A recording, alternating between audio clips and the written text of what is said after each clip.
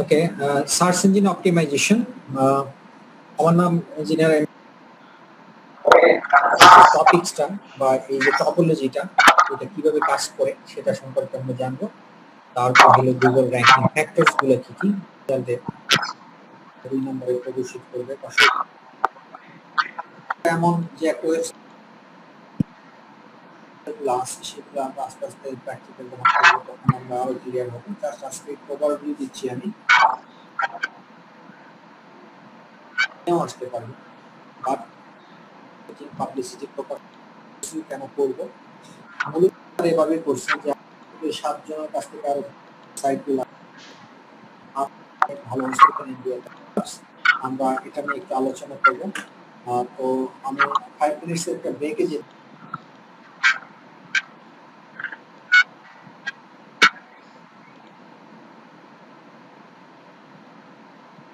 আমরা যে জায়গাতে ছিলাম যেটা আলোচনার কথা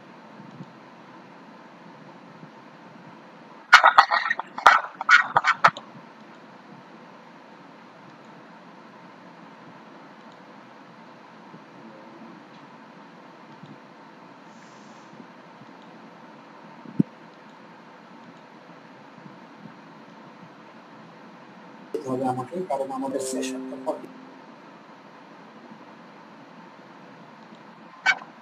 2005 or 6 থেকে।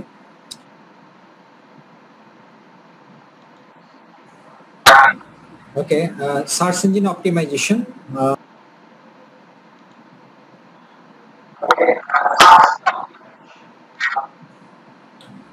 ওকে, সার্চ ইঞ্জিন অপটিমাইজেশন। আমার নাম ইঞ্জিনিয়ার এমডি সিফাতুল্লাহ। আমার আমার পরিচয় দিই, সেটা হলো আমি বিএসসি কম্পিউটার সায়েন্স ইঞ্জিনিয়ারিং করছি, এমবিএ করছি হিউম্যান রিসোর্স ম্যানেজমেন্টের উপরে। Freelancer open source market place আমি কাজ করি। আমি একজন ফ্রিল্যান্সার। আমার স্পেশালিটি হলো web design and development, search engine optimization এবং কস্ট পার অ্যাকশন সিপিএ, তারপর ডিজিটাল মার্কেটিং নিয়ে আমি কাজ করতেছি সেই 2005 or 6 থেকে। তো মূলত আমার এই 4টা বিষয়ের উপরেই বেশি দখল। এই 4টা আমার টপিকস, সবচেয়ে ফেভারিট টপিকস। তার মধ্যে সার্চ ইঞ্জিন অপটিমাইজেশন। অত্যন্ত আনন্দের সহিত আমি সার্চ ইঞ্জিন অপটিমাইজেশন করে আসতেছি বিগত 6 থেকে 7 বছর যাবত। এটা আমার একটা পছন্দের একটা সাবজেক্ট এবং অত্যন্ত ভালো একটা টপিকস আমার জন্য। সো সার্চ ইঞ্জিন অপটিমাইজেশন আজকের যে কোর্সটা, সেই কোর্সটা হলো সার্চ ইঞ্জিন অপটিমাইজেশন আপনারা শিখবেন beginners to advance level A to Z. আমি আপনাদেরকে শেখানোর চেষ্টা করব।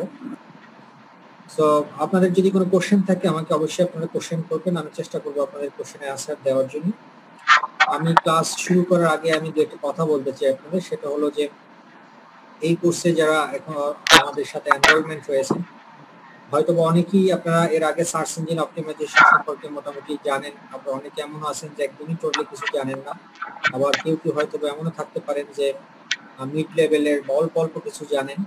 দ্যাট মিনস একদম বিগিনার্সও থাকতে পারেন, মিড লেভেলও থাকতে পারেন, বা কেউ অ্যাডভান্স লেভেলেরও থাকতে পারেন। সো আমি সবাইকে একটা রিকোয়েস্ট করবো আপনারা যে সবাই আপনারা যে যতটুকুই জানেন না কেন ততটুকুই আপনারা আপনাদের নিজেদের কাছে রাখবেন। বিকজ অফ আপনি যদি অ্যাডভান্স লেভেলের বা মিড লেভেলের হয়ে থাকেন তো আপনার জন্য আমি মিড লেভেল থেকে শুরু করতে পারবো না, বিকজ আমাকে একদম বিগিনার্স লেভেল থেকে শুরু করতে হবে। বিকজ যিনি একদম নতুন তাকেও আমাকে শেখাতে হবে এবং সেও যাতে খুব ভালোভাবে প্রত্যেকটা টপিকস এ টু জেড সে শিখতে পারে, জানতে পারে, সেই ব্যবস্থা আমাকে করতে হবে। সো যেহেতু আমি ধরে নিব আপনারা সবাই এখন বিগিনার্স এবং নতুন লেভেলের, আমি নতুন লেভেল থেকে আমি শুরু করব।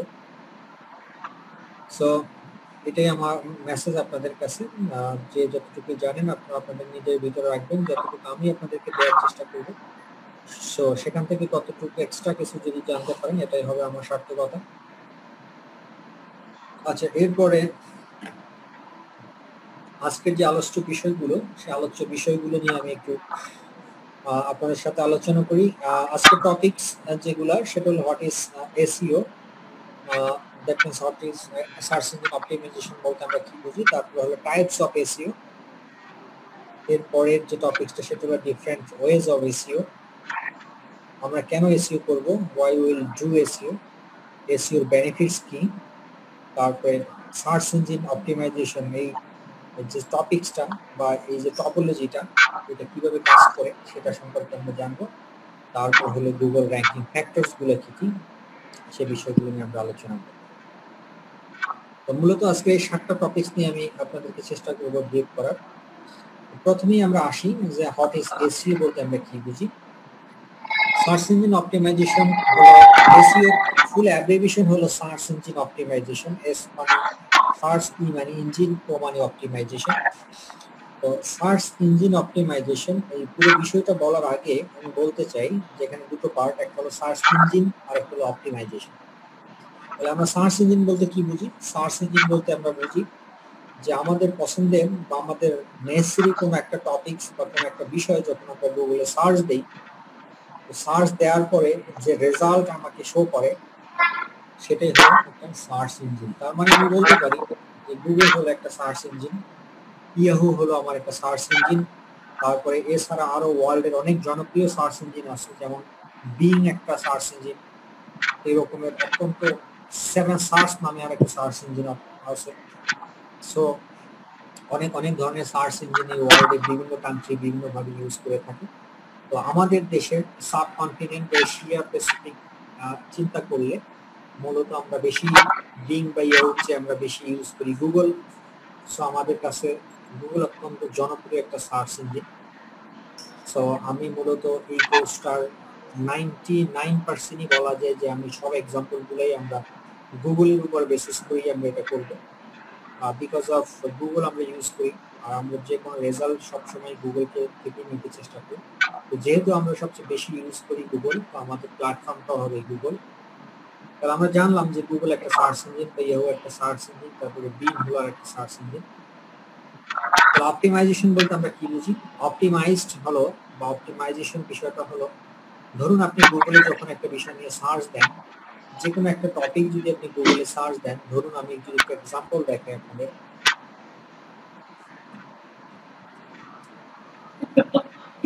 আমি সার্চ দিলাম যে বেস্ট হসপিটাল,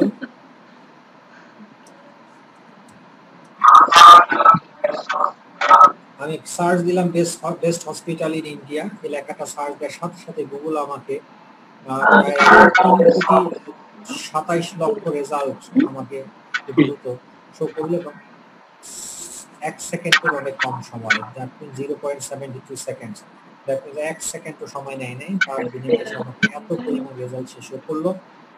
এই যে আমি গুগলে এই জিনিসটা দিয়ে সার্চ দিলাম এবং তার বদৌলতে গুগল যে রেজাল্ট আমাকে শো করলো, এই পুরো প্রসেসটা, এর পিছনের যে পুরো প্রক্রিয়াটা, এর পিছনের যে হাইডেন যে বিষয়গুলো আছে, সেই পুরো বিষয়টাকেই বলা হয় অপটিমাইজেশন করা।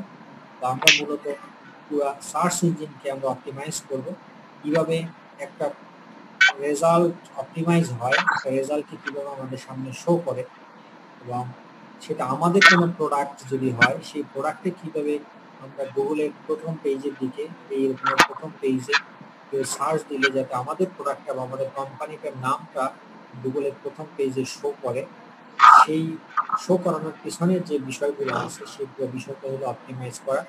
মূলত আমরা সেই প্রসেসগুলাই শিখবো সার্চ ইঞ্জিন অপটিমাইজেশনের ভিতরে।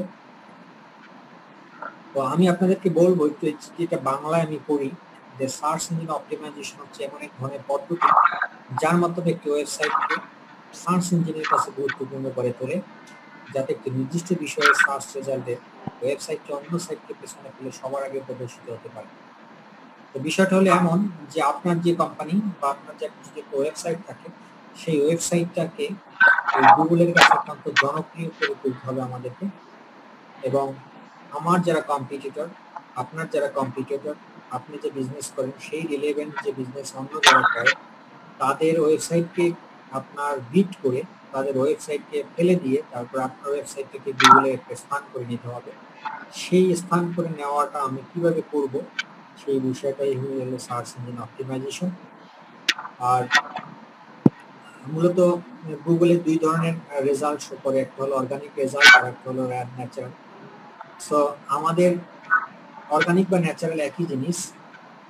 তো আমাদের আসলে মূলত পেইড ভাবে ও টাকা দিয়ে আমরা গুগলের কাছে আমাদের ওয়েবসাইটকে প্রথম পেজে প্রদর্শিত করতে পারি, বাট সেই কাজটা আমরা করবো না। যেহেতু আমরা ওই কাজটা করবো না, সেহেতু আমাদেরকে অর্গানিক বা ন্যাচারাল ওয়েতেই আমাদের গুগলের কাছে আমাদেরকে আমাদের ওয়েবসাইট থেকে পরিচিতি করতে হবে এবং সেই পরিচিতির পন্থাগুলোই আমরা শিখবো মূলত সার্চ ইঞ্জিন অপটিমাইজেশনের ভিতরে। সো আশা করি আপনারা সার্চ ইঞ্জিন অপটিমাইজেশন বিষয়টা কি বুঝতে পারছেন। এরপরে টাইপস অফ এসইও বলতে আমরা কি বুঝি। সার্চ ইঞ্জিন অপটিমাইজেশন মূলত দুই ধরনের হয়, একটা হলো অন পেজ অপটিমাইজেশন আর একটা হলো অফ পেজ অপটিমাইজেশন বা অন পেজ এসইও আর একটা হলো অফ পেজ এসইও। তো অন পেজ এসইও বলতে আমরা কি বুঝি এবং অফ পেজ এসইও বলতে আমরা কি বুঝি, সেটা হলো যে আপনার যে ওয়েবসাইট, সেই ওয়েবসাইটটাকে আমার মেইন উদ্দেশ্যটা কি, আমার মেইন উদ্দেশ্যটা ছিল যে আমার একটা কোম্পানি আছে, ধরুন আমার কোম্পানির নাম হলো কর্পোরেট সলিউশন। কর্পোরেট সলিউশন নামে আমার একটা কোম্পানি আছে। এই কোম্পানিটা আইটি বিজনেস করে।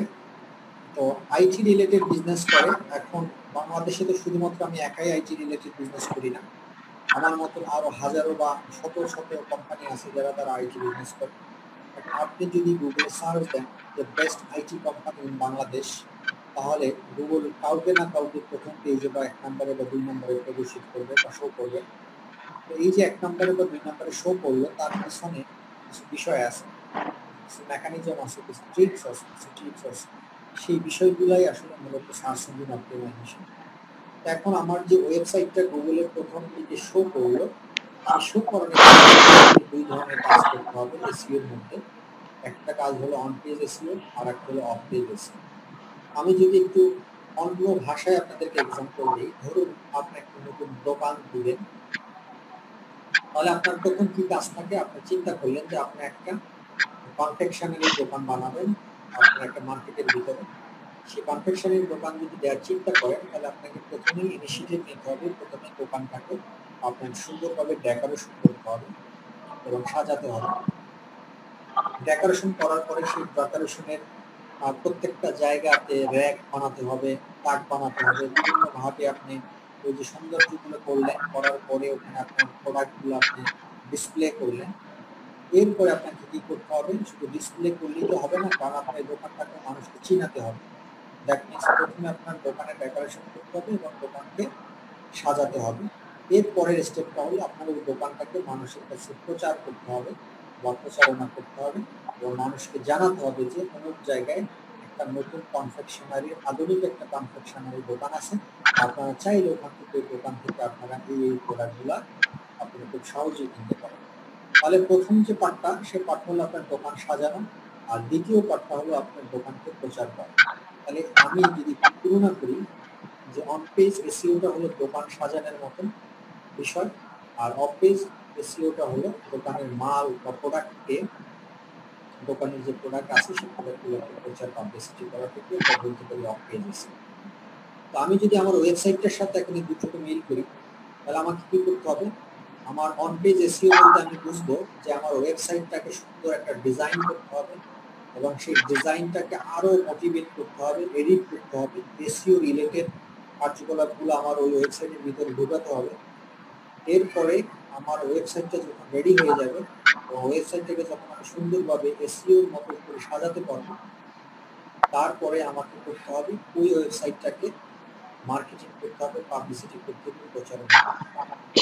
তো আমরা এভাবে বলতে পারি যে অন পেজ এসইও বলতে আমি বুঝি আমার ওয়েবসাইটটাকে সাজানো, আর অফ পেজ এসইও বলতে আমরা বুঝি আমার ওয়েবসাইটটাকে মানুষের কাছে পৌঁছে দেওয়া বা প্রচার করা। আচ্ছা, এখন আমরা দুটো কাজই করবো এই কোর্সের ভিতরে। আমাদের ওয়েবসাইটটাকেও আমরা সুন্দর করে সাজাবো এবং আমার ওয়েবসাইটটাকে প্রমোশন এবং মার্কেটিং করবো। বলতে পারেন যে তাহলে কি আমরা ওয়েবসাইট ডিজাইনার হবো বা ওয়েব ডেভেলপমেন্ট করবো? আমরা বিষয়টা তা না। আমাদের রেডিমেড একটা ওয়েবসাইটকেই আমরা মূলত সাজাবো। ধরুন এটা এমন যে একটা ওয়েবসাইট রেডি আছে, সেই ওয়েবসাইটটাকে আমাকে সাজাতে হবে এসইও করার জন্য। যতটুকু কাজ আমাদেরকে সাজানোর জন্য করা দরকার ততটুকুই আমরা শিখবো এখান থেকে। আর পুরো ওয়েব ডেভেলপমেন্টের বিষয়টা এখানে না। বিষয়টা হলো যে ওয়েব ডেভেলপমেন্ট রিলেটেড কিছু কাজ আমরা শিখবো, যাতে করে একটা রেডিমেড একটা ওয়েবসাইটকে আমরা এডিট করতে পারি, একটা রেডিমেড ওয়েবসাইটকে আমরা সুন্দরভাবে সাজাতে পারি আমাদের মতো করে, সেটাই হলো অন পেজ এসইও।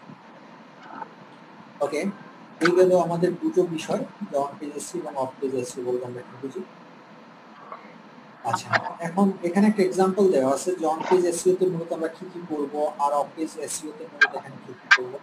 এখানে দেওয়া আছে অন পেজ এসইও তে আমরা টাইটেল করব, কিওয়ার্ডস করব, ডেসক্রিপশনস করব, অনেক বিষয় আছে এখানে, এগুলো আমরা আপাতত না জানি, কিন্তু আমরা যখন প্র্যাকটিক্যাল করব তখন আমরা বুঝবো। এগুলো জাস্ট আপনাদেরকে দেখানোর জন্যই মূলত এটা দেওয়া, যে অন পেজ অপটিমাইজেশনের কাজ এগুলো, এবং অফ পেজ এসইও কাজ হলো এগুলো। সেখানে লিঙ্ক পপুলারিটি করতে হবে, কম্পিটিশন অ্যানালাইসিস করতে হবে, লিঙ্ক বিল্ড করতে হবে, কমেন্টস করতে হবে, ফোরাম পোস্টিং করতে হবে, আর্টিকেল সাবমিশন করতে হবে, অনেক ধরনের কাজ আছে অফ পেজ এসইও ভিতরে। সো দুই ধরনের কাজ, একটা হলো অন পেজ এসইও আর একটা হলো অফ পেজ এসইও।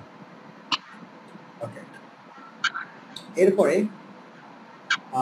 আমি যদি এভাবে বলি অফ পেজ এসইও বলতে কি বুঝি, অফ পেজ এসইও অন্যরা আপনার সম্পর্কে যা বলতেছে বা বলছে, আর অন পেজ এসইও হলো আপনি আপনার ওয়েবসাইট সম্পর্কে যা বলতেছেন। দ্যাট মিনস আপনার ওয়েবসাইটকে আপনি সুন্দরভাবে সাজিয়ে মানুষের কাছে প্রচার করবেন, এবং ওয়েবসাইটই বলে দিবে যে আপনার ওয়েবসাইটের ভিতরে কি আছে।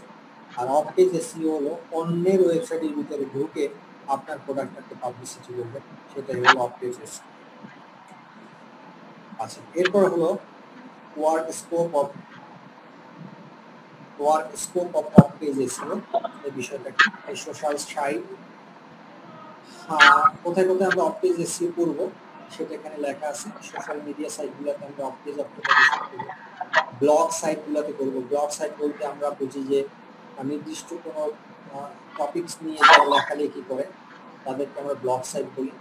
তারপরে আপনারা জানেন যে ফোরাম সাইট আছে। ফোরাম সাইট হলো যে ডক্টরস ফোরাম হতে পারে, ইঞ্জিনিয়ার্স ফোরাম হতে পারে, তারপরে লয়ার্স ফোরাম হতে পারে। এই ধরনের বিভিন্ন সংস্থা থাকে বা ইনস্টিটিউট থাকে, সেই ইনস্টিটিউটগুলোতেও আমরা অফ পেজ মার্কেটিং করবো। তারপর আর্টিকেল সাইট থাকে, অনেক সময় আপনারা গুগলে যদি সার্চ দেন একটা টপিকস নিয়ে, সার্চ দেওয়ার পরে আপনার ওই টপিকস রিলেটেড বিভিন্ন রেজাল্ট বা বিভিন্ন আর্টিকেল আপনারা পান বিভিন্ন সাইট থেকে। এই রকমের অনলাইনে বেশ অনেক ধরনের আর্টিকেল সাইট থাকে, সেই আর্টিকেল সাইটগুলোতেও আপনারা চাইলে কাজ করতে পারেন, এবং সেখানেও আমরা মূলত মার্কেটিং করবো, প্রমোশন করবো। তারপরে ব্যাপারটা হলো কমেন্টস এবং অ্যান্সারিং, আমরা কমেন্টস এবং অ্যান্সারিং করবো। তারপরে সেগুলো কি কোথায় কোথায় করতে পারি, আমরা ইয়াহুতে করতে পারি অ্যান্সার, তারপরে কোরা আছে, কোরার ভিতরে আমরা অ্যান্সার করতে পারি। বিভিন্ন ধরনের বিষয়গুলো আছে, সেগুলো আমরা আস্তে আস্তে প্র্যাকটিক্যাল করবো, তখন আমরা আরো ক্লিয়ার হবো। জাস্ট আজকে ওভারভিউ দিচ্ছি আমি আপনাদের ভিতরে। তাহলে আমরা এখানে যে বিষয়টা দেখতেছি যে সোশ্যাল মিডিয়া সাইট বলতে আমরা বুঝি Facebook, Twitter, LinkedIn.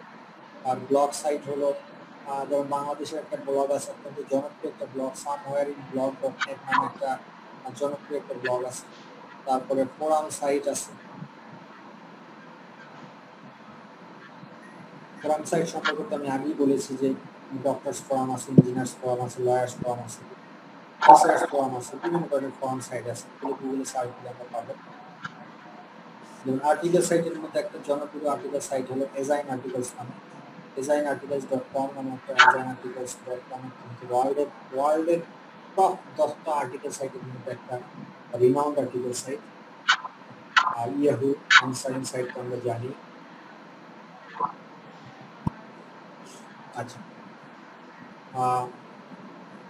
SEO different ways আছে, কি কি ধরনের আমরা এসইও মূলত করতে পারি সেটার তিনটা ধরন আছে।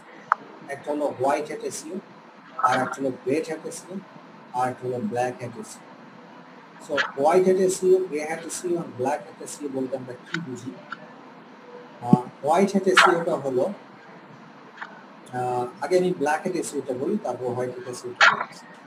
ব্ল্যাক হ্যাট এসইওটা হলো যে আপনারা অনেক সময় দেখেন যে ফেসবুকে বা বিভিন্ন জায়গায়, ফেসবুকে যদি আমি এক্সাম্পল দিই, যে ফেসবুকের ভিতরেই আপনি খুব একটা ভালো একটা ইন্টারেস্টিং একটা হেডলাইন আপনারা দেখতে পান। এরকমের যদি হেডলাইনটা হয় যে আপনাদের জনপ্রিয় একজন সেলিব্রিটি বাংলাদেশের, তার 4র্থতম বিয়ে হচ্ছে, এই ধরনের একটা হেডলাইন বা আপনি যদি দেখেন যে আমাদের একজন অত্যন্ত ভালো সেলিব্রিটি সে অ্যাক্সিডেন্ট করছে, বা একজন ভালো সেলিব্রিটি সে নতুন করে আবার বিবাহ বন্ধনে আবদ্ধ হচ্ছে। তো এই ধরনের যখন আকর্ষণীয় কিছু টপিকস বা কোনো হেডলাইন যখন ফেসবুকে আপনি দেখেন, তখন কিন্তু ওই জায়গাটাতে আপনার মনে চায় যে আরো বিস্তারিত পড়ার জন্য একটু ক্লিক করতে মনে চায়। তো আপনি ওই জায়গাটাতে ক্লিক করেন, অনেক সময় ক্লিক করার পর দেখবেন যে আপনার হেডলাইনে যে লেখাটা ছিল, যে রিলেভেন্ট হেডলাইন ছিল, মূলত ভিতরে যখন ক্লিক করলেন, আপনি ক্লিক করে গিয়ে দেখেন যে আসলে তার ভিতরে বিস্তারিত ওই রিলেটেড কোনো জিনিস লেখা নাই, অন্য বিষয়গুলো নিয়ে লেখা যেটা আসছে। তাহলে কি দাঁড়ালো, আপনি টপিকস হেডলাইনে দেখলেন একটা জিনিস, আকর্ষণীয় একটা হেডলাইন দেখে আপনি সেখানে ক্লিক করলেন, ক্লিক করলে ভিতরে দেখলেন আর একটা জিনিস। এই যে এই বিষয়টাই হলো আসলে ব্ল্যাক হ্যাট এসইও। মানে আপনাকে টপ চার্টে দেখাচ্ছে এক জিনিস, আপনি ক্লিক করার পরে ভিতরে গিয়ে দেখতেছেন আরেক জিনিস। এই কাজটা যে ব্যক্তি করছে, যে ব্যক্তি করলো, সেই ব্যক্তি এটা একটা ব্ল্যাক হ্যাট এসইও কার্যকলাপ করলো। তো ব্ল্যাক হ্যাট এসইওটা বুঝছেন আশা করি। তার মানে আমরা ব্ল্যাক হ্যাট এসইওটা খুব একটা ভালো জিনিস না। ব্ল্যাক হ্যাট এসইও করলে গুগল মাইন্ড করে। আমাদের যে সার্চ ইঞ্জিনগুলো আছে সেই সার্চ ইঞ্জিন তারা কখনোই ব্ল্যাক হ্যাট এসইওকে সাপোর্ট করে না। আর যারা ব্ল্যাক হ্যাট এসইও করে তারা বেশি দিন মার্কেটে টিকে থাকতে পারে না। তো ব্ল্যাক হ্যাট এসইও আমি আপনাদেরকে কাউকে উৎসাহিত করবো না যে আপনারা ব্ল্যাক হ্যাট এসইও করুন। তবে আপনাদের যেটা করা যায় যে আপনারা চাইলে ব্ল্যাক হ্যাট এসইওটা কেন করে, এই কোশ্চেনটা আপনাদের থাকতে পারে যে তাহলে ব্ল্যাক হ্যাট এসইওটা কেন করতেছে, কেন করতে। ব্ল্যাক হ্যাট এসইও কিছু অসাধু কিছু ব্যক্তি আছে অল্প তাড়াতাড়ি তার সাইটটাকে র্যাঙ্ক করার জন্য তার টাকা নিয়ে এসে চলে যাবে। হয়তো আপনার সাইটটাকে বলবে যে আমি 10 দিনে গুগলের প্রথম পেজে নিয়ে এসতেছি আপনার ওয়েবসাইটটাকে। তো গুগলের প্রথম পেজে আপনার ওয়েবসাইটটাকে নিয়ে আসার প্রলোভন দেখিয়ে আপনার কাছ থেকে হয়তো $100-200 টাকা নিয়ে নেবে, নিয়ে আপনার সাইটটাকে সে 2 নম্বরে 14 নম্বরে করে হয়তো আপনার সাইটকে গুগলের প্রথম পেজে নিয়েও আসতে পারে। বাট যখন গুগল ধরে ফেলবে যে সেই ধরনের 2 নম্বরে বা ইলিগেল বিষয়গুলো ইউজ করে সে যেটা করছে, ভিজিটর বাড়াইছে তার ওয়েবসাইটের ভিতরে, তখন কিন্তু গুগল আবার আপনার এই সাইটটাকে প্রথম পেজ থেকে নামিয়ে আপনি অনেক দূরে নিয়ে যাবে, এমনকি এমন হতে পারে যে আপনার ওয়েবসাইটটিকে ব্ল্যাক লিস্টেড করে দিতে পারে গুগল। সো এই বিষয়টা অত্যন্ত একটা জানার বিষয়, এবং আপনাদেরকে যারা এসইও আপনারা শিখতেছেন বা শিখবেন, আমি কখনোই আপনাদেরকে বলবো না যে আপনি ব্ল্যাক হ্যাট এসইও করুন বা ব্ল্যাক হ্যাট এসইও শিখুন। তো তাহলে ব্ল্যাক হ্যাট এসইও সম্পর্কে আমাদের মোটামুটি একটা আইডিয়া হলো। এরপরে আসুন হোয়াইট হ্যাট এসইও বলতে আমরা কি বুঝি। হোয়াইট হ্যাট এসইওটা হলো একদম ব্ল্যাক হ্যাট এসইও ঠিক অপোজিটটা। একদম সৎ উপায়ে পরিশ্রম করে গুগলের রুলস রেগুলেশন মেনটেন করে বা যে কোনো সার্চ ইঞ্জিন অপটিমাইজেশন বা সার্চ ইঞ্জিনের তাদের দেওয়া যে রুলস রেগুলেশনগুলো আছে সেগুলো মেনটেন করে যে মার্কেটিং পাবলিসিটি প্রকাশনা করবো আমরা, সেটাই হলো হোয়াইট হ্যাট এসইও। আর মূলত আমরা এই হোয়াইট হ্যাট এসইওটাই সবাইকে আমরা করার জন্য এনকারেজ করি। আর গ্রে হ্যাট এসইওটা কি? গ্রে হ্যাট এসইওটা হলো হোয়াইট হ্যাট এসইও এবং ব্ল্যাক হ্যাট এসইও এই দুটোর মাঝামাঝি জায়গায় যেটা, সেটাই হলো গ্রে হ্যাট এসইও। ব্যাপারটা হলো এমন যে আপনি 50% লিগ্যাল ভাবে আপনার মার্কেটিং করতেছেন, প্রমোশন করতেছেন আপনার ওয়েবসাইট থেকে, আর বাকি 50% এর মধ্যে আপনি ভেজাল ঢুকাচ্ছেন। সো এই দুটো মিলে যে এসইওটা হয় সেটাই হয় মূলত গ্রে হ্যাট এসইও। তো গ্রে হ্যাট এসইও অনেকে করে, আমরাও অনেক সময় প্রয়োজন আমরা করি, বাট গ্রে হ্যাট এসইও করে যদি আপনারা পার পেয়ে যান বা চুরি করে, যদি এই গ্রে হ্যাট এসইও 1% আমি যদি চুরির সাথে তুলনা করি, যে চুরি করে যদি আপনি পার পেয়ে যান বা চুরি করে যদি আপনি সারতে পারেন তাহলে ভালো, আর যদি না সারতে পারেন তাহলে আপনার জন্য অনেক বড় মহাবিপদ। তাই আমি বলবো আপনাদেরকে যে হোয়াইট হ্যাট এসইও করার জন্য বা কোনো প্রয়োজনে কোনো কারণে যদি কখনো গ্রে হ্যাট এসইওর একটু প্রয়োজন হয়ে যায়, হয়তো করতে পারেন, তার পার্সেন্টেজ যাতে 50% না হয়, অথবা 1% বা 2% আপনি ওখান থেকে কিছু ইলিগেল দিয়ে একটা জিনিস নিতে পারেন। বাট সেটা আমি 100% আপনাদের এনকারেজ করবো না, বাট বলে রাখলাম যে প্রয়োজনে হয়তো বা চাইলেও আপনি ইউজ করতে পারেন, বাট সেটার পার্সেন্টেজ যাতে খুব একটা বেশি না হয়। সো আমরা আশা করি আপনারা বুঝতে পারছেন যে হোয়াইট হ্যাট এসইও কি এবং গ্রে হ্যাট এসইও কি এবং ব্ল্যাক হ্যাট এসইও কি।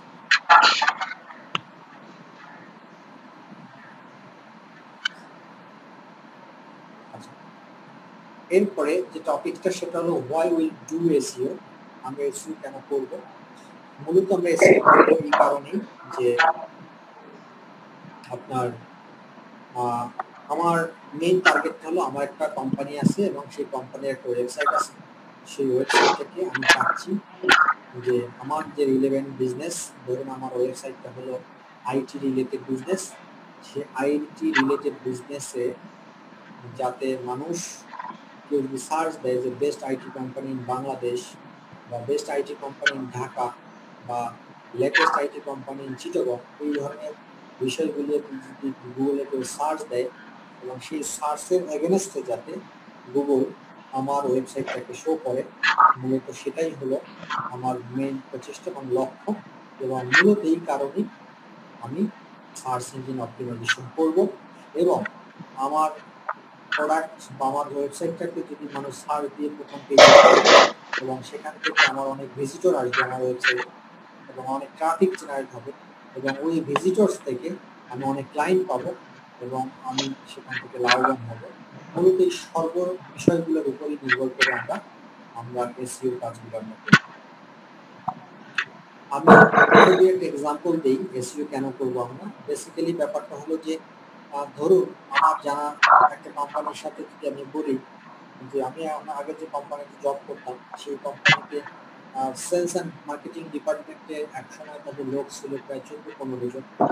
সেখান থেকে তারা 1 বছরের মাথায় অর্ধেক লোক কমিয়ে দিয়েছে এবং কমিয়ে দিয়ে দেখতেছে যে তারা এই 7 জন নতুন আরো 7 জন কমিয়ে দিয়ে তাদের পুরো সেটা চেঞ্জ করে নতুন 7 জন শুধুমাত্র লোক রিক্রুট করছে এবং তাদের হিসেব তারা এভাবে করছে যে আমি যদি 14 জন লোককে অ্যাটলিস্ট 20,000 টাকা করে আমি স্যালারি দিই তাহলেও আমাকে 14 জন লোককে আমাকে স্যালারি দিতে হবে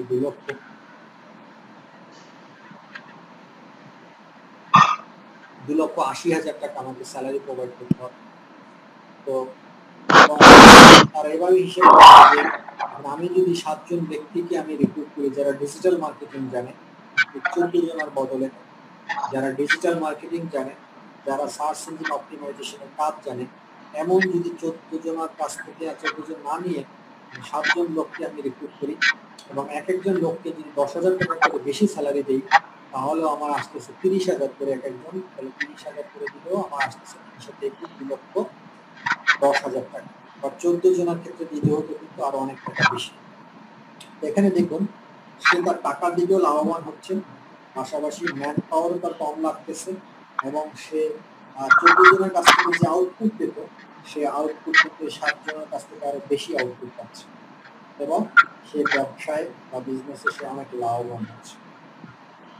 এই সাম্প্রতিক এই এসইওর বিষয়টা যখন আসে এবং এসইওর কারণে এখন বাংলাদেশ দেশের ওয়ার্ল্ডের সব কান্ট্রিগুলোই এখন প্রত্যেকটা কোম্পানির জন্য যারা এসইও জানে যেসব ছেলেমেয়ে তাদেরকে চায় সবসময় সোর্স করার জন্য, তাদেরকে লোকাল কোম্পানিগুলোও তাদেরকে এখন জব দিচ্ছে, পাশাপাশি আপনার ফরেন আপনার ফ্রিল্যান্সিং করে বিদেশের কোনো কন্ট্রাক্ট নিয়েও আপনি চাইলে এসইও শিখে আপনি কন্ট্রাক্ট দিতে পারতেছেন।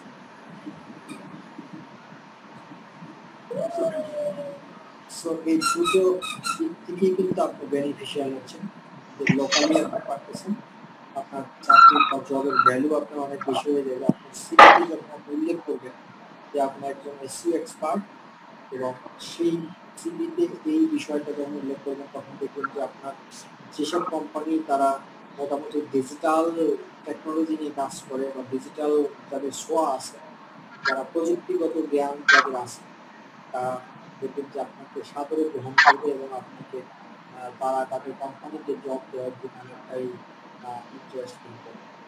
এবং আপনারা অনেক বাংলাদেশের যে জব সাইটগুলো আছে সেই জব সাইটগুলোকেও আপনি এখন ঢুকে দেখতে পারেন চাইলে, যে স্পেশালি এই সার্চ ইঞ্জিন অপটিমাইজেশন জানার লোকই এখন তারা সার্কুলার দিয়ে খুঁজতেছে যে আমার এসইও স্পেশালিস্ট দরকার, আমার এসইও এক্সপার্ট দরকার, এই কোম্পানির জন্য এসইও দরকার, এই কোম্পানির জন্য এসইও লোক দরকার। অনেকগুলো আমি দেখছি যে আমাদের দেশে যে জবস কোম্পানিগুলো আছে, জবস যে সাইটগুলো আছে, সে অনলাইন জব সাইটগুলোতে আপনি খোঁজ নিতে পারবেন, অনেক জব আছে আপনার এসইও রিলেটেড। আচ্ছা, এরপরে আসেন যে বেনিফিটস অফ এসইও। কেন এসইও বেনিফিটসটা কি আমি অলরেডি বলেই পেয়েছি একটা এক্সাম্পল দিয়ে, যে আপনার ওয়েবসাইটটা গুগলে ফার্স্ট পেজে যখন চলে আসবে আর মানুষ যখন আপনার রিলেভেন্ট বিজনেস রিলেভেন্ট বিষয়গুলো নিয়ে সার্চ করবে, তখন আপনার ওয়েবসাইট যখন গুগলের প্রথম পেজে চলে আসবে, ওখান থেকে অনেক মানুষ ভিজিটর আপনার ওয়েবসাইটে যাবে এবং ওয়েবসাইটে যখন আপনার প্রোডাক্ট সম্পর্কে দেখতে পাবে, তখন সেই প্রোডাক্টগুলো কেনার জন্য তারা ইন্টারেস্ট ফিল করবে। সেটা নিয়ে আমি সময় নষ্ট না করি, আমি একটু সামনের দিকে যাই। আচ্ছা, এরপরে যে বিষয়টা আসতেছে, হাউ সার্চ ইঞ্জিন ওয়ার্কস। এই হাউ সার্চ ইঞ্জিন ওয়ার্কস বিষয়টা যে আমি কিভাবে আমি বুঝাবো আপনাদেরকে, সেটা হলো যে আমি যে একটু আগে গুগলে যে সার্চ দিলাম যে বেস্ট হসপিটাল ইন ইন্ডিয়া, এই বিষয়টা দিয়ে আমি এখানে সার্চ দেওয়ার পরে এখানে যে রেজাল্টটা এখানে শো করলো, সেই রেজাল্টটা শো করার মূলত কারণটা এখানে দেখুন আপনারা, এখানে অ্যাপোলো হসপিটালও শো করতেছে, এখানে আপনি দেখতে পাচ্ছেন যে অ্যাপোলো হসপিটাল এই জিনিসটা এখানে শো করতেছে। তার মানে কি ইন্ডিয়ার মধ্যে সবচেয়ে বেস্ট হসপিটাল কি অ্যাপোলোই নাকি? অ্যাপোলো ছাড়া কি ইন্ডিয়াতে আর কোনো হসপিটাল, ভালো হসপিটাল নেই? আমার জানা মতে ইন্ডিয়াতে অ্যাপোলো হসপিটাল খুব ভালো হসপিটাল তা নয়, অ্যাপোলো হসপিটালের চেয়েও আর অনেক ভালো হসপিটাল ইন্ডিয়াতে আছে। বাট সেই হসপিটালগুলোর নাম না শো করে গুগলে কেন অ্যাপোলো হসপিটালের নাম শো করবে তাদের? এটাই হলো মূলত কারণ। এই কারণগুলা কেন হচ্ছে, সেই কিসের উপর বেসিস করে গুগল অ্যাপোলো হসপিটালকে প্রথম পেজে শো করলো এবং গুগল কিভাবে মেজারমেন্ট করে, সেই বিষয়গুলা কি, সেটাই হলো হাউ সার্চ ইঞ্জিন ওয়ার্কস। আসলে মূলত আমরা সেটা শিখবো যে সার্চ ইঞ্জিন কিভাবে কাজ করে, সেই টার্মসগুলো এখানে দেওয়া আছে। আমরা এটা নিয়ে একটু আলোচনা করবো। তো আমি 5 মিনিটস একটা ব্রেকে যেতে হবে আমাকে, কারণ আমাদের সেশনটা হবে।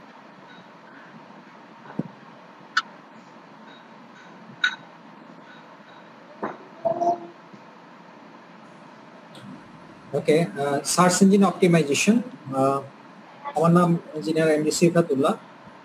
আমার ছোট করে আমি আমার পরিচয় দিই, সেটা হলো আমি বিএসসি কম্পিউটার সায়েন্স ইঞ্জিনিয়ারিং করছি, এমবিএ করছি রিসোর্স ম্যানেজমেন্টের উপরে, ফ্রিল্যান্সার, ওপেন সোর্স মার্কেটপ্লেস নিয়ে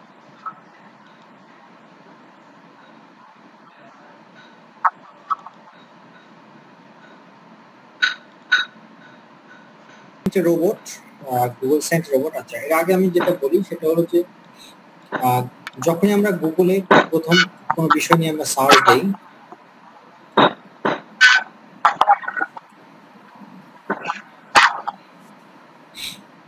যখনই আমরা গুগলে প্রথম কোনো বিষয় দিয়ে আমি সার্চ দিই, ধরুন আমি যদি সার্চ দিই যে বেস্ট হসপিটাল ইন ইন্ডিয়া, এই লেখাটা দিয়ে যখন আমি সার্চ দিলাম, এই সার্চ দেওয়ার পরে গুগল সাথে সাথে কি করবে, আমি সার্চ দিচ্ছি কোত্থেকে, বাংলাদেশ থেকে, আর রেজাল্ট আমি চাচ্ছি কোত্থেকে, ইন্ডিয়া থেকে। আমি বাংলাদেশে বাট রেজাল্ট হচ্ছে আমি ইন্ডিয়া। দ্যাট মিনস গুগলের সারা ওয়ার্ল্ডে প্রত্যেকটা কান্ট্রিতেই তাদের নিজস্ব সার্ভার আছে। সার্ভার মানে কম্পিউটার আছে, যেখানে ডেটা সংরক্ষণ করার সুবিধা আছে বা সুযোগ আছে। তো ওই সার্ভারের ভিতরে গুগল আবার তাদের রোবট সেট করে রাখছে। সেই রোবট কি করে, বিভিন্ন জায়গা থেকে ডেটা কালেকশন করে এনে সে ওই সার্ভারে স্টোর করে। আচ্ছা, এটা পুরো একটা ভার্চুয়ালি আপনাদেরকে বিষয়টা চিন্তা করতে হবে, এটা ফিজিক্যালি কিছু দেখার কোনো সুযোগ নেই। তো প্রথমে কি করে গুগল, যখনই আমি কোনো বিষয় নিয়ে আমি সার্চ দিই গুগলে, গুগল সাথে সাথে ওই ইনফরমেশনটা জনগণের কাছে, আমি যে সার্চ দিলাম আমার কাছে পৌঁছানোর জন্য গুগল বা রোবটকে নির্দেশ দিবে যে রোবট তুমি খুব দ্রুত এই রিলেভেন্ট একটা রেজাল্ট তুমি খুঁজে বের করে নিয়ে আসো, যে এইরকম এক ব্যক্তি বাংলাদেশ থেকে সে সার্চ দিছে আমার ইঞ্জিনে, যে এইটার রেজাল্ট সে চাচ্ছে, এই যে লেখাটা দিয়ে সার্চ দিল এই লেখার সাথে সম্পৃক্ত কোথায় কোথায় এই ইনফরমেশনগুলো আছে সেই ইনফরমেশনগুলো তুমি নিয়ে তোমার সার্ভারে স্টোর করো। গুগল সাথে সাথে তার কার্যকলাপ শুরু করে দেয়, রোবট তার কার্যকলাপ শুরু করে দেয়। রোবট সে ওই রিলেভেন্ট, আমার যে সার্চ দিলাম সেই সার্চ রিলেভেন্ট বিভিন্ন ইনফরমেশন কালেকশন করে সে রোবট কি করে ডাটা ক্রাউল করা শুরু করে। ক্রাউল করা মানে হলো ডাটা কালেকশন করা। আপনি এই ক্রাউল শব্দটা মনে রাখবেন, আমার মাথার সামনে রাখবেন, মুখস্থ করে ফেলবেন। ক্রাউল মানে হলো ডাটা কালেকশন করা বা ডাটা খোঁজা। খোঁজা কি বলি আমরা, ক্রাউল করা বা ডাটা কালেকশন করে নিয়ে আসা থেকে ডাটা ক্রাউল বলা হয়। রোবট তখন ডাটা কালেকশন করা শুরু করে দিবে। রোবট এই রিলেভেন্ট যত ডেটা পাবে সেই ডেটাগুলো সে তার ডেটাবেজে, যে বাংলাদেশের যে সার্ভারটা আছে সেই সার্ভারে সে স্টোর করবে। স্টোর করা পর্যন্তই রোবটের কাজ শেষ। এরপর রোবট বিদায় নিবে। এরপরে যে কাজটা, সে কাজটা হলো ডেটাবেজ অ্যানালাইসিস করবে। কি অ্যানালাইসিস করবে? আমার কোম্পানি, আমার বাংলাদেশে যে গুগলের সার্ভারটা আছে সেই সার্ভারটা সে অ্যানালাইসিস করে দেখবে যে রোবট তো সে ধরুন 100টা রেজাল্ট এনে স্টোর করছে এই ডেটাবেজে বা এই সার্ভারটার ভিতরে সে 100টা রেজাল্ট দিবে, কিন্তু রোবট তো বলে নাই যে 100টা রেজাল্টের মধ্যে কে ভালো কে মন্দ, কে 1 নাম্বার কে 2 নাম্বার কে 3 নাম্বার, এই বিষয়টা কিন্তু রোবট বলে না। রোবট সে 100 জনের ডেটা আইনা সে শুধুমাত্র সার্ভারটাতে স্টোর করবে। এখন সার্ভার কি করবে? সে তার নিজস্ব একটা মেকানিজম ইউজ করে সে ডেটাবেসটাকে অ্যানালাইসিস করা শুরু করবে। অ্যানালাইসিস করে দেন সে অ্যাসেসমেন্ট করবে যে কাকে 1 নম্বরে দেখানো যায়, কাকে 2 নম্বরে দেখানো যায়, কাকে 3 নম্বরে দেখানো যায়। এইভাবে সে একটা অ্যাসেসমেন্ট তৈরি করবে। সেটাকে বলা হয় একটা assessment, Google assessment ranking factors বলা হয়। কোন কিছু কিছু বিষয়ের উপরে নির্ভর করে সে রোল নম্বর 1 দেবে, সে কাউকে রোল নম্বর 2 দেবে, কাউকে রোল নম্বর 3 দেবে। সেই বিষয়গুলো কি কি, সেই বিষয়গুলো আমরা একটু পরে দেখব। তার আগে আমরা এতটুকু জেনে যে আমরা যখন পরীক্ষা এক্সাম দিই আমাদের যে 10টা সাবজেক্ট থাকে সেই 10টা সাবজেক্টেই আমাদের কি করতে হয়, আলাদা আলাদাভাবে পাস মার্ক পেতে হয়। মানে আমাদের প্রত্যেকটা সাবজেক্টে মিনিমাম 33 পেতে হবে। এরপরে 33 পাওয়ার পরে সর্বোচ্চ সংখ্যক নাম্বার যে পায় তার রোল নম্বর 1 পায়। তো তার মানে এখানে কয়েকটা কন্ডিশন আছে। ধরুন আপনি যদি সবগুলা সাবজেক্টে 10টা সাবজেক্টের মধ্যে 9টা সাবজেক্টে আপনি 100 100 পাইছেন, বাট একটা সাবজেক্টে কি আপনি ফেল করছেন, মানে 32 পেয়েছেন, তার মানে আপনি কিন্তু রোল নাম্বার আপনার 1 হবে না। বাট যদি এমন কোনো ব্যক্তি থাকে যে সব সাবজেক্টে 60 পেয়েছে এবং সব সাবজেক্টগুলোতে পাস করছে, সে কিন্তু 1 নম্বরে 1 রোল নাম্বার হওয়ার তার পসিবিলিটি আছে, কারণ সে কোনো সাবজেক্টে ফেল করে না। ঠিক তেমনি গুগল কোন একটা ওয়েবসাইটকে 1 নম্বরে দেখাবে, কোন ওয়েবসাইটকে 2 নম্বরে দেখাবে, কোন ওয়েবসাইটকে 3 নম্বরে দেখাবে, এটা একটা অ্যাসেসমেন্টের মাধ্যমে গুগল নির্ধারণ করে এবং সেই অ্যাসেসমেন্টটাকে বলা হয় গুগল র্যাঙ্কিং ফ্যাক্টরস। কিছু কিছু বিষয় আছে সেই বিষয়গুলোর উপরেই মূলত নির্ভর করে গুগল কারো রোল নম্বর 1 দেয়, কারো রোল নম্বর 2 দেয়, কারো রোল নম্বর 3 দেয়। সেই র্যাঙ্কিং ফ্যাক্টরস গুলো কি সেটা আমরা একটু পরে দেখতেছি। ফাইনালি সে অ্যাসেসমেন্ট করার পরে নির্ধারণ করে ফেলে যে কার ওয়েবসাইটকে 1 এ দেখাবে, কার ওয়েবসাইট 2 এ দেখাবে, কার ওয়েবসাইট 3 এ দেখাবে। সেটা নির্ধারণ করার পরে গুগল শো করে রেজাল্টস। লাস্টের অপশনটা দেখুন আপনারা, show results on the SERPs. SERPs বলতে আমরা কি বুঝি এটা মুখস্থ করে ফেলবেন। শার্টস সংক্ষেপে আমি শার্টস বলবো অনেকবার নেক্সট টাইমে, বা শার্টস মানে আপনাদের বুঝতে হবে search engine result pages. SERPs মানে হলো সার্চ ইঞ্জিন রেজাল্ট পেজেস। এটা কি? এই যে গুগলের কাছে আমি জিনিসটা সার্চ দিলাম, এই সার্চ দেওয়ার পরে যে রেজাল্টটা শো করলো আমার এই এখানে, সেটাই হলো শার্টস। এই পেজটাকে আমরা বলবো সংক্ষেপে শার্টস, বা পুরো যদি ভেঙে বলি তাহলে হলো সার্চ ইঞ্জিন রেজাল্ট পেজেস। এইভাবেই গুগল মূলত হাউ সার্চ ইঞ্জিন ওয়ার্কস করে এই পুরো এই বিষয়গুলোর উপরে স্টেপ বাই স্টেপ। তো এরপরে আমরা আসি যে গুগল র্যাঙ্কিং ফ্যাক্টরস যে কথাগুলো বলছিলাম, যে অ্যাসেসমেন্টটা কিসের উপর নির্ভর করে অ্যাসেসমেন্ট করে, সেই ফ্যাক্টরস গুলো হলো এটা। আচ্ছা, প্রথম ফ্যাক্টরসটা হলো মেটা টাইটেল কিওয়ার্ডস। মেটা টাইটেল কিওয়ার্ডস বলতে আমরা কি বুঝি?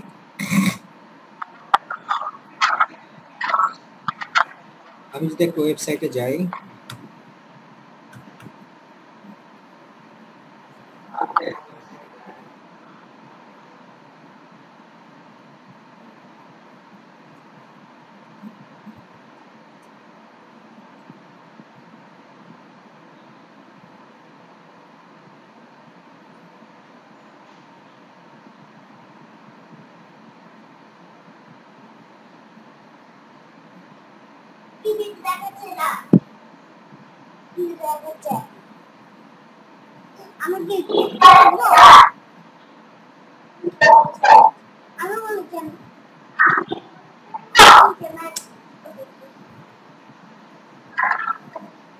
আচ্ছা, এই ওয়েবসাইটটা দেখুন আপনারা। এই ওয়েবসাইটের ভিতরে আমি একটু পরিচয় করিয়ে দিই আপনাদের। মেটা টাইটেল কিওয়ার্ডস বলতে আমরা কি বুঝি। এই জিনিসটা হলো, এই ওয়েবসাইটের ভিতরে একটা ওয়েবসাইট ওপেন করলে আপনার এই টপে একটা অপশন দেখতে পারবেন, নাম দেখা যাচ্ছে এখানে কর্পোরেট সলিউশন। এটার উপরে যদি কার্সরটা আপনারা নেন, মাউসটা নেন, নেওয়ার পরে যে লেখাটা একটা এডিশনাল একটা লেখা শো করতেছে নিচের দিকে, কর্পোরেট সলিউশন, তারপর একটা দাগ দিয়ে ইউ কর্পোরেট আইটি প্রোভাইডার। এই যে লেখাটা, এই লেখাটাই হলো মেটা টাইটেল কিওয়ার্ডস। এটা এরপর হলো মেটা ডেসক্রিপশন কিওয়ার্ডস। মেটা ডেসক্রিপশন কিওয়ার্ডস বলতে আমরা কি বুঝি। গুগলে যখন আমরা সার্চ দেই, সার্চ দেওয়ার পরে দেখুন এই যে সার্চ দিলাম, এরপর হলো মেটা ডেসক্রিপশন কিওয়ার্ডস। মেটা ডেসক্রিপশন কিওয়ার্ডস উপরে যদি কার্সরটা আপনারা নেন, মাউসটা নেন, নেওয়ার পরে যে লেখাটা একটা এডিশনাল একটা লেখা শো করতেছে নিচের দিকে, কর্পোরেট সলিউশন, তারপর একটা দাগ দিয়ে ইউ কর্পোরেট আইটি প্রোভাইডার। এই যে লেখাটা, এই লেখাটাই হলো মেটা টাইটেল কিওয়ার্ডস। এটা এরপর হলো মেটা ডেসক্রিপশন কিওয়ার্ডস। মেটা ডেসক্রিপশন কিওয়ার্ডস বলতে আমরা কি বুঝি।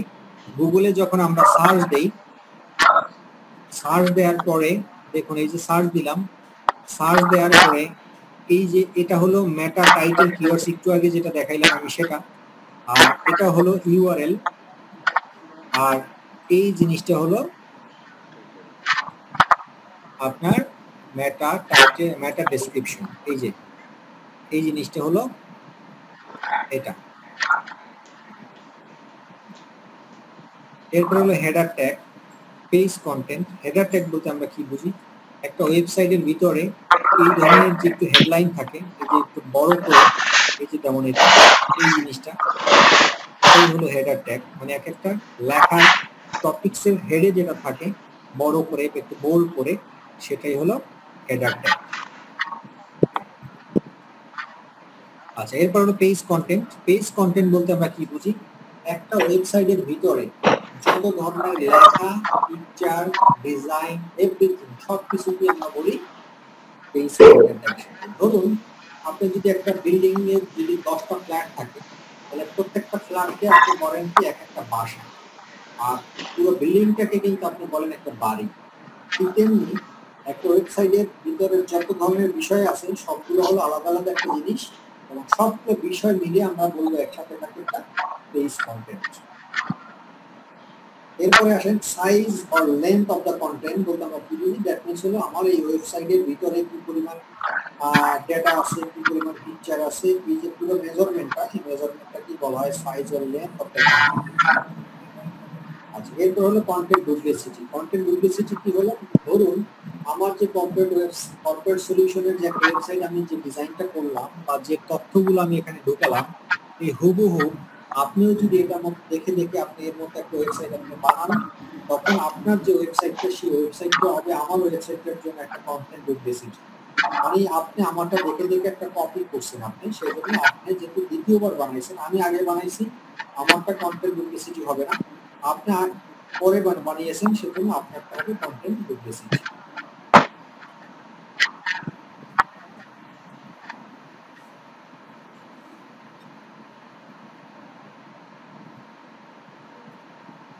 আচ্ছা, এরপরে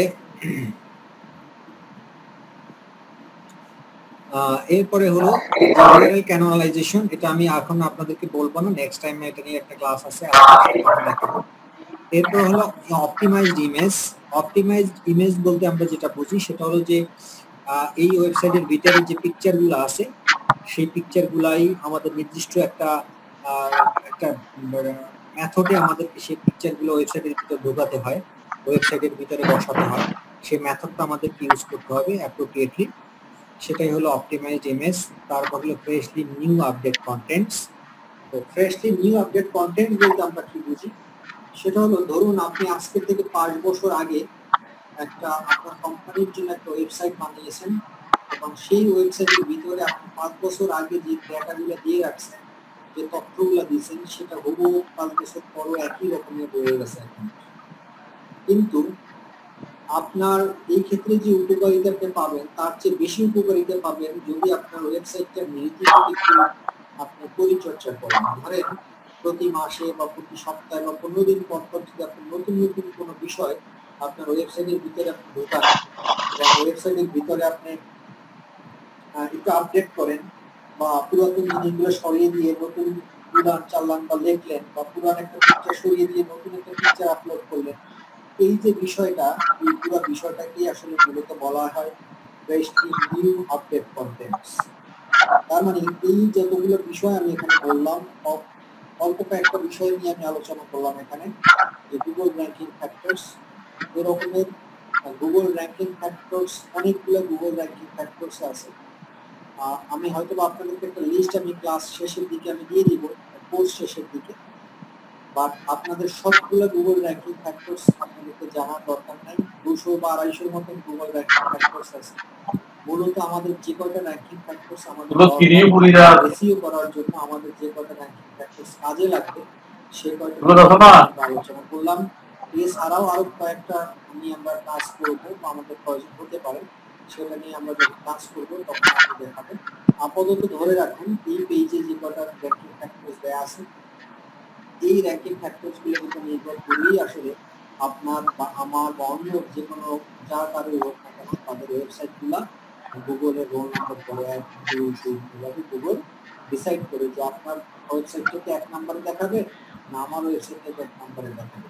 তো মূলত এই বিষয়গুলোর উপরে নির্ভর করেই গুগল একটা ওয়েবসাইটকে কতক্ষণ স্থান দিবে, র্যাঙ্ক দিবে, তাকে তার জায়গা অবস্থান কত দেবে সেটা নির্ধারণ।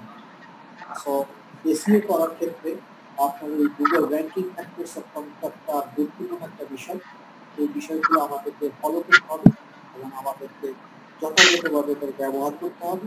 আর যত ভালোভাবে এবং এটা ব্যবহার করতে পারবো ততই আমাদের ওয়েবসাইটটা র্যাঙ্ক বেশি পাওয়ার সম্ভাবনা থাকবে এবং গুগল তার প্রথম পেজে শো করানোর পসিবিলিটি বেশি থাকবে। তো আজকের মূলত এই পর্যন্তই ছিল আজকের টপিকস নিয়ে আলোচনা। তো আমি এখন আজকের এই টপিক নিয়ে আমি শেষ করবো, আর আলোচনা করবো না। তো এখন যদি আপনাদের কেউ কোশ্চেন থাকে আমাকে কোশ্চেন করতে পারেন। আপনাদের প্রত্যেকটা ক্লাসের শেষে আপনাদের জন্য একটা কোশ্চেন পর্ব থাকবে। সেই কোশ্চেন পর্বে আপনি আমাকে ক্লাস রিলেটেড যত ধরনের কোশ্চেন আছে সেই কোশ্চেন আপনারা করতে পারবেন। আমি চেষ্টা করবো আপনাদের সেই কোশ্চেনগুলোর অ্যান্সার দেওয়ার জন্য। তো এখন আপনাদের যদি কোনো কোশ্চেন থাকে তাহলে আমাকে কোশ্চেন করতে পারেন, আমি আপনাদেরকে কোশ্চেন করার সুযোগ দিচ্ছি।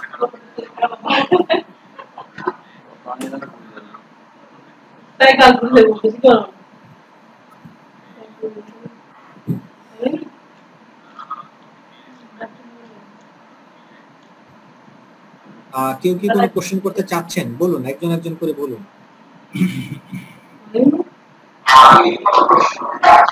মাশরুম বলুন আপনি।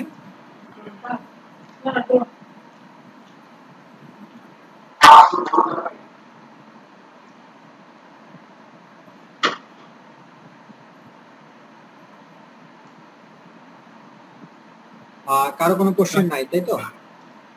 আসসালামু আলাইকুম স্যার, আমি আজকে তো ফার্স্ট ক্লাস হচ্ছে, তো আপাতত যেগুলো দেখিয়েছেন এগুলো হচ্ছে জাস্ট বেসিকটা, হ্যাঁ। তো সেজন্য আপাতত কোনো কোশ্চেন নাই, বাট যখন আমরা ইন ফিউচারে আরো ডিটেলসে যাব, হ্যাঁ, তখন এখানে যে স্ক্রিন শেয়ারের ব্যাপারগুলো আছে এগুলো কিভাবে কি করতে হবে এগুলো আসলে ডিটেলস আমরা অতটা জানি না। আচ্ছা, এই আপনার যে টুলসটা ইউজ করে আপনারা ক্লাস করতেছেন সেটার কথা বলতেছেন? জি জি জি জি।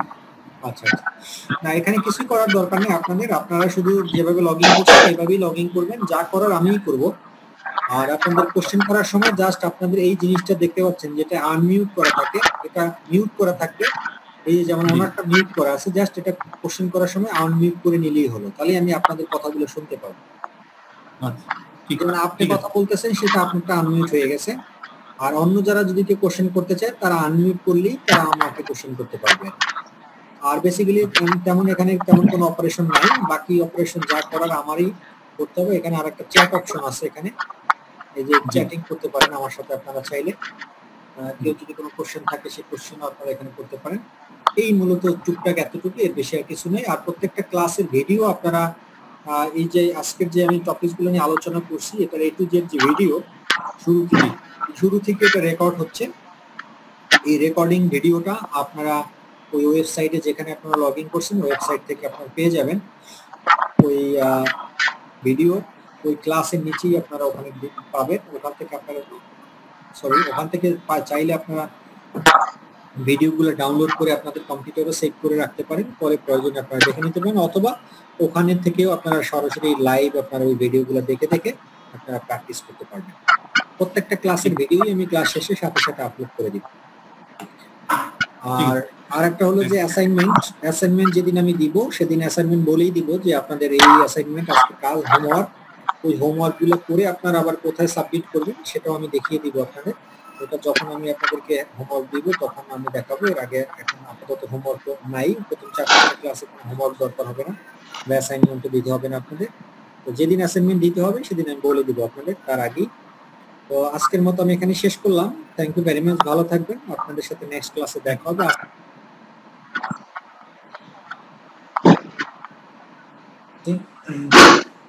আপনাদের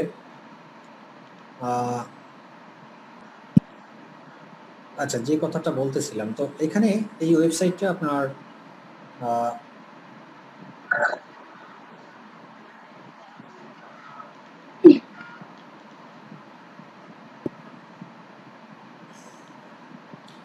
আচ্ছা, তো এই ওয়েবসাইটটা এখন কথা হলো যে কি কারণে ব্ল্যাক লিস্টেড হয় সেগুলো আমি বলতেছিলাম, যে লোডিং টাইম, ফিচার্স, কন্টেন্ট এগুলো ডুপ্লিকেট হয়, তারপরে প্লাগইনস আছে। একটা ওয়েবসাইট ডিজাইন করার ক্ষেত্রে যারা ওয়েবসাইট ডিজাইনার আছেন তারা জানেন যে বিভিন্ন ধরনের আমাদের থার্ড পার্টি কিছু প্লাগইনস ইউজ করতে হয় যদি ওয়ার্ডপ্রেস দিয়ে ওয়েবসাইট করা হয় সেক্ষেত্রে।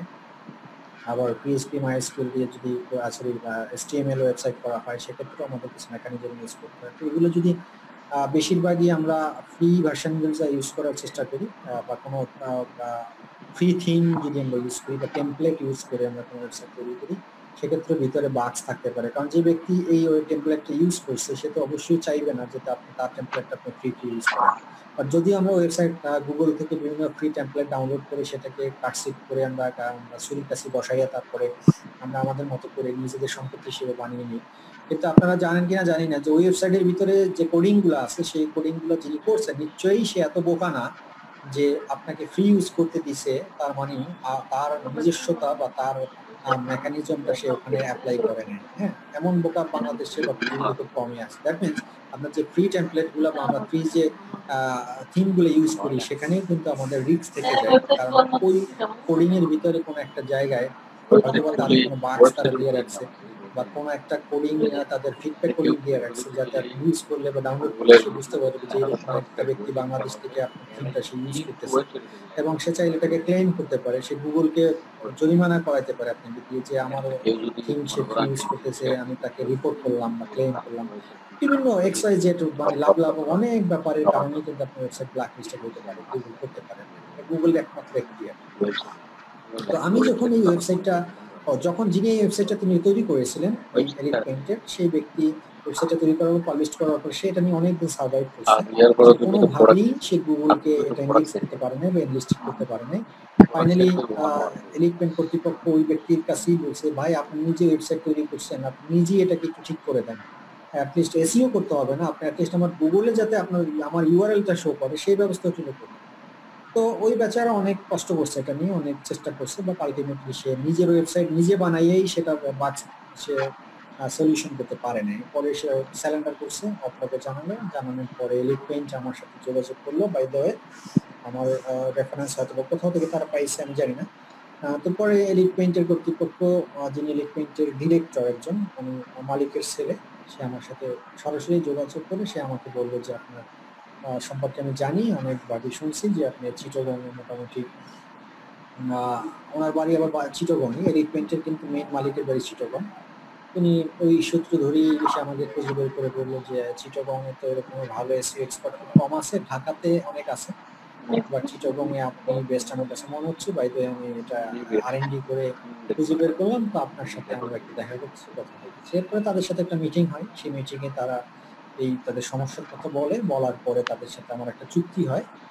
সেই চুক্তির সূত্র ধরে তারপরে এই ওয়েবসাইটটা নিয়ে আমি কাজ শুরু করি। তো পরবর্তীতে আমি ওয়েবসাইটটা নিয়ে যখন অডিট করলাম, অডিট ফার্স্ট আমার স্টেপ ছিল, অডিট করলাম ওয়েবসাইটটাতে, তৎকালীন ওয়েবসাইট মানে আগের যে ওয়েবসাইটটা, সেই ওয়েবসাইটটা অডিট করে আমরা দেখলাম যে ওই অডিটে এসইও অডিট, এটা এসইও অডিটের মধ্যে আমরা দেখলাম প্রচুর পরিমাণে প্রবলেমস আছে। প্রথম প্রবলেমস হলো তার লোডিং টাইম হলো অনেক বেশি, প্রায় নিয়ার অ্যাবাউট প্রায় 40 মানে 50-55 সেকেন্ড পর্যন্ত সময় লাগে তার শুধুমাত্র কি এই ওয়েবসাইটের ফ্রন্ট পেজটা আসতে। তার মানে অনেক বেশি লোডিং টাইম। এই এতক্ষণ তো কোনো ভিজিটর্স ওয়েট করবে না, একটা ওয়েবসাইট যদি ওপেন হইতে এত সময় লাগে। এরপর আরো কারণ ছিল, সে যে ব্যক্তি ওয়েবসাইটে প্রথম ডিজাইন করছিল সেটা ওয়ার্ডপ্রেস দিয়ে ওয়েবসাইটটা করছিল এবং সে ফ্রি থিম ইউজ করছিল, পাইরেটেড থিমগুলো বা টেমপ্লেট ডাউনলোড করছে ওয়ার্ডপ্রেস দিয়ে টেমপ্লেট ডাউনলোড করে সেই টেমপ্লেটের উপরে সে কাজ করছে এবং অনেকগুলা বাক্স প্লাগইন ইউজ করছে, ফ্রি প্লাগইন, সেগুলো অনেক প্রবলেম ছিল, যেগুলো আসলে গুগল অথরিটি এটা মেনটেন করে না বা গুগল এটা নেয় না, এইসব বিষয়গুলো অ্যালাউ করে না, সেই ধরনের কার্যকলাপগুলো তৈরি করে ওয়েবসাইটটা তৈরি করছে।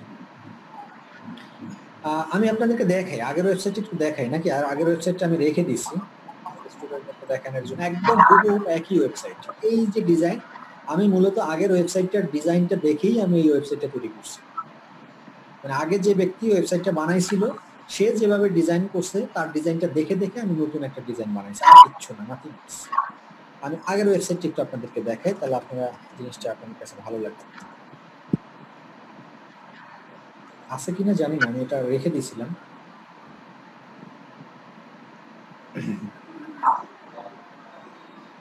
খেয়াল করেন কি পরিমাণ টাইম নিতেছে, দেখেন এই যে এতক্ষণে মেইন পেজটা আসবে।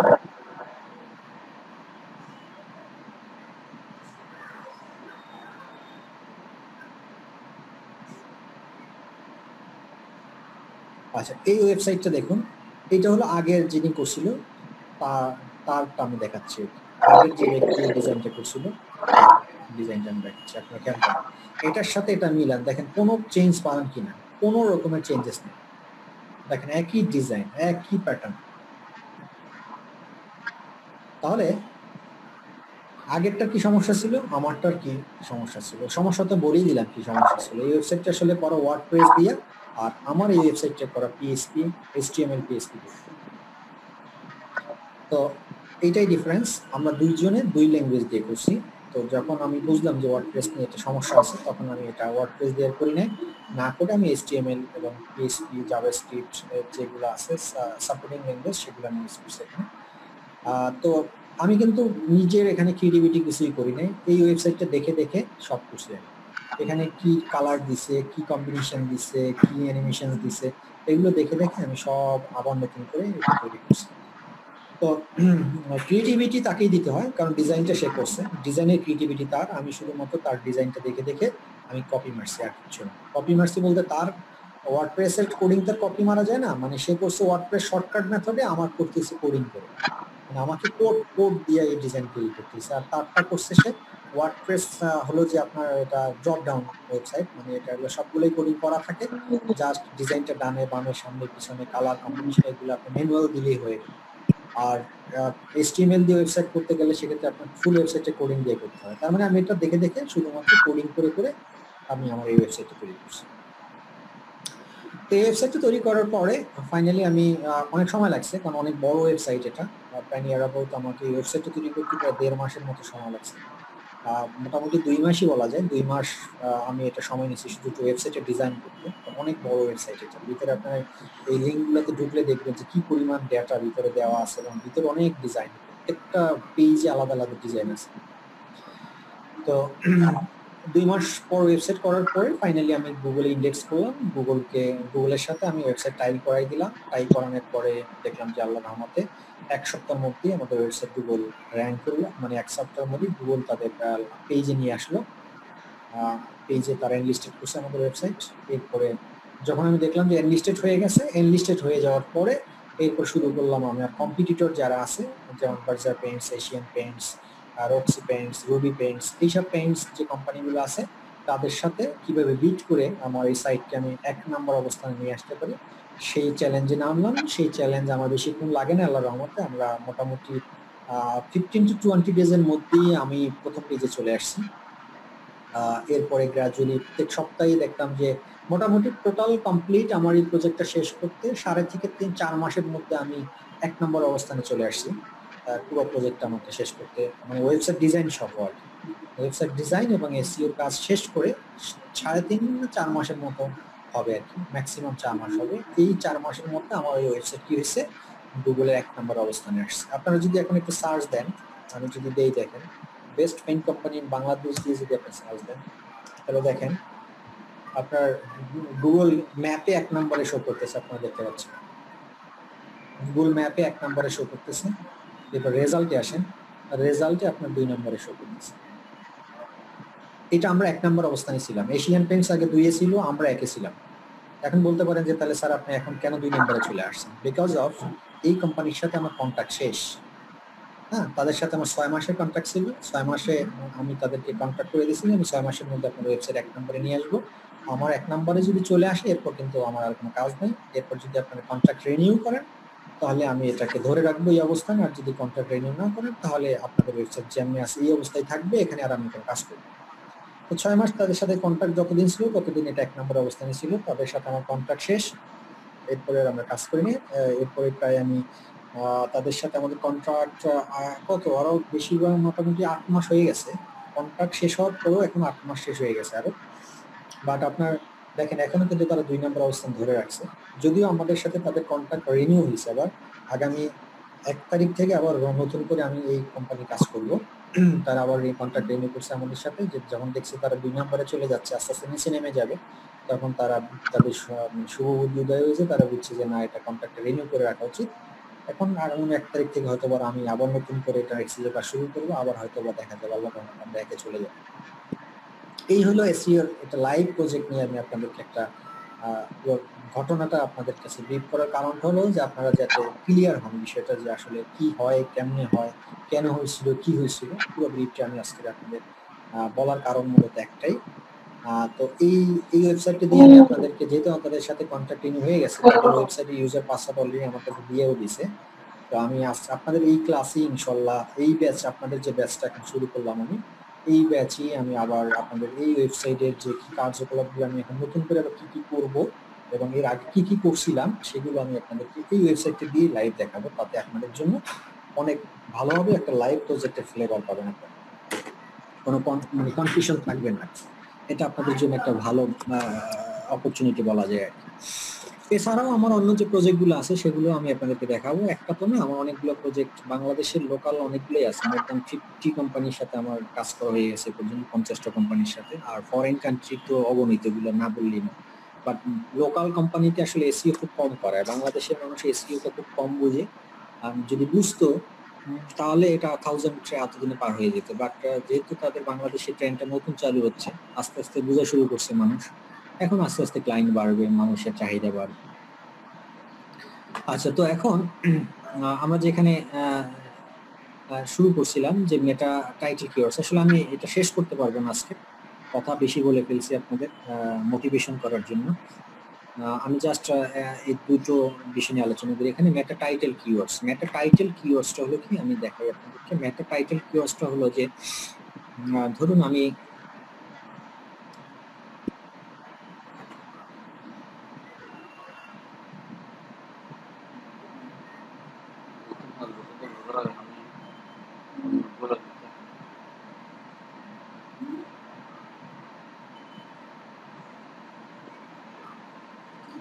আচ্ছা, মেটা টাইটেল কিওয়ার্ডসটা হলো যে আপনি যখনই কোনো একটা ওয়েবসাইটে ওপেন করবেন, ওপেন করার পরে এই যে টপ বারের দিকে, এই যে টপ বার, প্রত্যেকটা টপ বারে একটা লেখা শো করে। যেমন গুগল একটা শো করতেছে, দেখুন কি। তারপরে এই যে আমি যখন এখানে কার্সর নিই, এলিট পেইন্টের ক্ষেত্রে কার্সর নিলে একটা লেখা আসতেছে, দেখুন এলিট পেইন্ট। এটাই হলো মেটা টাইটেল কিওয়ার্ডস, এটাই হলো মেটা টাইটেল। এটা কি আমরা বলি মেটা টাইটেল। তো প্রত্যেকটা ওয়েবসাইটেরই একটা মেটা টাইটেল থাকে। এই যে দেখুন মেটা টাইটেল। এটা হলো মেটা টাইটেল। ফেসবুক একটা ফেসবুক লেখা আছে, এটাই মেটা টাইটেল। তো এসইওর অত্যন্ত গুরুত্বপূর্ণ একটা বিষয় হলো মেটা টাইটেল। এই মেটা টাইটেলে আমাদেরকে কিওয়ার্ড বসাতে হয়। এখন এলিমেন্টে কোনো কিওয়ার্ড বসানো এখন নাই। কেন নাই? এটা কিন্তু ছিল, বাট এখন নাই। এখন নাই এই কারণেই, কারণ যখন আমার কন্ট্রাক্ট শেষ হয়ে গেছে তখন আমার কাজগুলো আমি সবগুলা শেষ করে দিয়ে আমি বেরিয়ে চলে আসছি আর কি।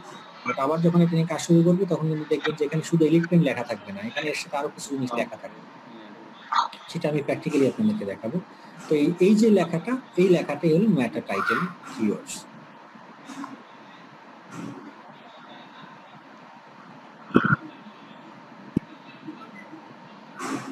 এরপরে কি আছে দেখুন, মেটা ডেসক্রিপশনস কিওয়ার্ডস। এটা কি? এই যে মেটা ডেসক্রিপশনস। মেটা ডেসক্রিপশনস বলতে আমরা কি বুঝি?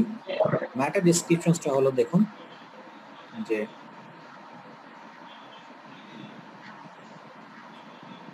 গুগলে যখন আমরা সার্চ দিই, যে best paint company in Bangladesh দিয়ে সার্চ দিলাম, সার্চ দেওয়ার পরে দেখুন এই যে এলিট পেইন্ট, এখানে গুগল তিনটে জিনিস শো করে। কোনো জিনিস দিয়ে শো, এই জিনিসটা মুখস্থ করে ফেলবেন আজকে আপনারা।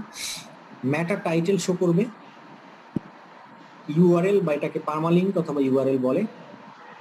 পার্মালিঙ্ক কি, ইউআরএল কি সেটা আমি বলবো, দেখাই দেবো আপনাদের। এতটুকুই জানেন, ইউআরএল অথবা পার্মালিঙ্ক শো করবে। আর যে এর সাথে এডিশনাল যে একটা ডেসক্রিপশন শো করে, এই ডেসক্রিপশনসটার নামই হলো মেটা ডেসক্রিপশনস। দেখুন ঠিক তেমনি এশিয়ান পেইন্টসেরও এখানে কি শো করছে, টাইটেল শো করছে, মেটা টাইটেল, ইউআরএল শো করছে, আর একটা কি শো করছে, মেটা ডেসক্রিপশন শো করছে। প্রত্যেকটা সাইটেরই কি দেখো এই তিনটে জিনিস একই জিনিস শো করবে, টাইটেল, ইউআরএল, ডেসক্রিপশনস। কি ডেসক্রিপশনস? এটাকে বলি আমরা মেটা ডেসক্রিপশনস। আচ্ছা, মেটা ডেসক্রিপশনস অত্যন্ত গুরুত্বপূর্ণ একটা জিনিস ওয়েবসাইট। আমরা যারা এসইও করি না, যেসব ওয়েবসাইটের এসইও করা হয় না, সেই সব ওয়েবসাইটেরও কিন্তু মেটা ডেসক্রিপশন গুগল শো করে। এখন সেটা কিভাবে শো করে, বা মেটা টাইটেলও শো করে। আপনি একটা ওয়েবসাইট তৈরি করলেন, আপনার ওয়েবসাইটের ভিতরে যদি আপনি মেটা টাইটেল, মেটা ডেসক্রিপশন এসইও নাও করেন, সেক্ষেত্রে কিন্তু গুগল আপনার ওয়েবসাইটের মেটা টাইটেল, মেটা ডেসক্রিপশন শো করবে। সেটা শো করবে গুগল সৌদ্যোগী হয়ে, মানে আপনার ওয়েবসাইট থেকে অটোমেটিকলি ওই যে রোবটের কথা বললাম, রোবট যে কোনো একটা ডেটা ক্রাউল করে আপনার এখানে রিপ্রেজেন্ট করবে। বাট আমরা যারা এসি এক্সপার্ট বা এসি করি, তার আমরা গুগলকে বলে দেই যে আমার ওয়েবসাইটের কোনো জিনিস তুমি নিজে সহযোগী হয়ে কপি করে নিবা না, আমি যেটা কপি করতে বলবো সেটাই তুমি মানুষের কাছে শো করো। এটা কেন করি? এটা এই কারণেই করি কারণ মানুষ কি বিষয় দিয়ে সার্চ দিতে পারে, কোন লেখা দিয়ে মানুষ বেশি সার্চ দেয়, এটা নিয়ে আমরা কি করি, আগে মেকানিজম করি, আগে আমরা অ্যানালাইসিস করি, এটাকে বলি কিওয়ার্ড। এই কিওয়ার্ড অ্যানালাইসিস করি, অ্যানালাইসিস করে যে আমরা মোটামুটি টার্গেটেড কিছু কিওয়ার্ড ফাইন্ড আউট করি, সেই টার্গেটেড কিওয়ার্ড গুলোই আমরা সেট করি কোথায়, মেটা ডেসক্রিপশনসে এবং মেটা টাইটেল। যাতে কোনো ব্যক্তি যদি আমার এই যে 50টা কিওয়ার্ড সিলেক্ট করলাম, ফাইন্ড আউট করলাম, এই 50টা কিওয়ার্ডের কোনো একটা কিওয়ার্ড দিয়ে সার্চ দেয়, যাতে আমার ডেসক্রিপশনসের সাথে বা আমার টাইটেলের সাথে মিলে যায়, মিলে গেলেই তো তখন আমার ওয়েবসাইট থেকে গুগল তাকে সবার সামনে শো করবে। এই কারণেই মূলত যারা আমরা এসইও কাজ করি তারা মেটা টাইটেলে আমাদের পছন্দের কিওয়ার্ড বসাই, মেটা ডেসক্রিপশনসে আমরা পছন্দের মেটা ডেসক্রিপশনস কিওয়ার্ড বসাই। হ্যাঁ, তো আপনারা নিশ্চয়ই বুঝছেন যে মেটা টাইটেল হলো এটা, আর এটা হলো ইউআরএল, আর এটা হলো মেটা ডেসক্রিপশনস। আপনি যদি আপনার কোনো ওয়েবসাইটে নিজের পছন্দ মতো মেটা ডেসক্রিপশন সেট না করেন, সেক্ষেত্রে গুগল অটোমেটিক একটা নিয়ে নেবে, তার যেটা ভালো লাগবে আপনার ওয়েবসাইটে সেই অংশটুকুই কপি করে এখানে নিয়ে নেবে। এটাই হলো বিষয়। আমি আর সামনে যাবো না আজকে, এটা নিয়ে আরো আলোচনা আছে, বিশদ আলোচনা আছে, কারণ এই জিনিসটা আপনাদের মাথায় ঢোকাতে হবে, যত ভালো ঢোকাতে পারবেন ততই আপনারা ভালো করবেন। আচ্ছা।